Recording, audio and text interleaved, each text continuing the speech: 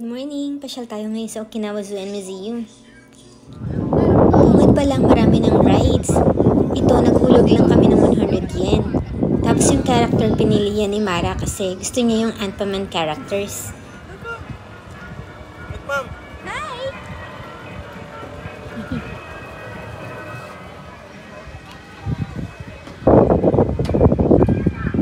That's it. Pinasyal namin si Bunso dito para makita niya yung mga animals na napapanood niya in real life.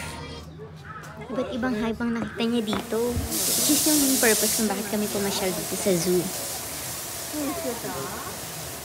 Natuwa kami dito kasi biglang yung mga hipo. Kaya naglilinis, biglang tinapat yung hose sa kanila.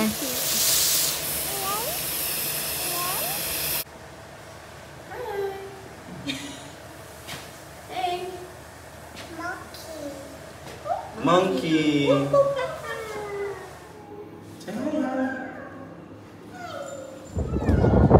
sa mga hayop, maganda rin mag-sightseeing dito. Malamig na ang panahon ngayon dito sa Okinawa. Kaya masarap ng mamasyal at maglakad-lakad.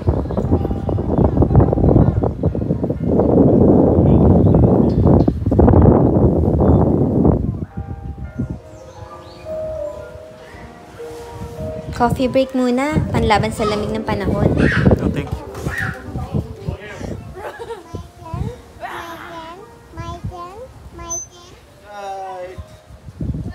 Right. Malungkot ka. We should go to the little museum they have. Smile!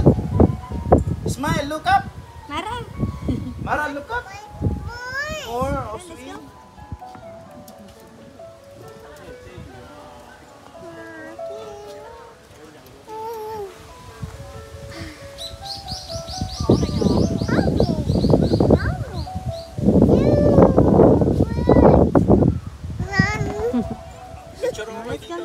Let's go. After namin malibot ang zoo, dinaanan din namin yung museum na nasa loob lang din ng zoo.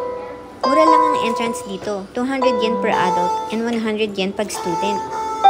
Maraming activities ang magagawa dito lalo na para sa mga bata.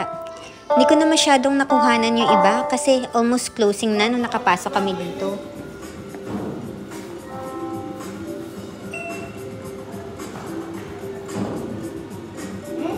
Look, monkey!